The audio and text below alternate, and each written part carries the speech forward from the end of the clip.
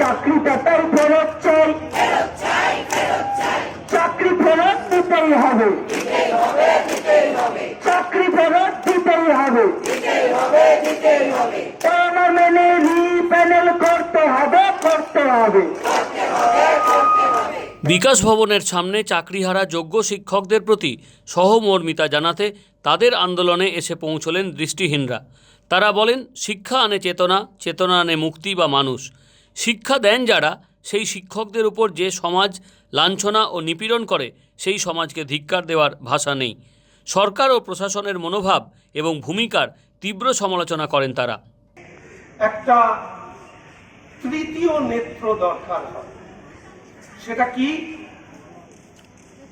সেটা হচ্ছে চেতনা।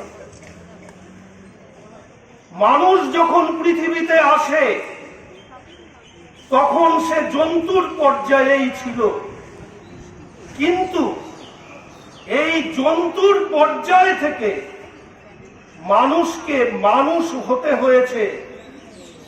মানুষ কখনো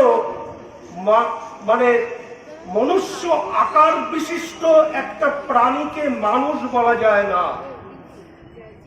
মানুষ তখনই বলা যায় তার মধ্যে যখন মনুষ্যত্ব জাগ্রত হয়। আর এই মনুষ্যত্ব জাগ্রত করবার প্রচেষ্টাই হচ্ছে আমাদের এই সমাজ।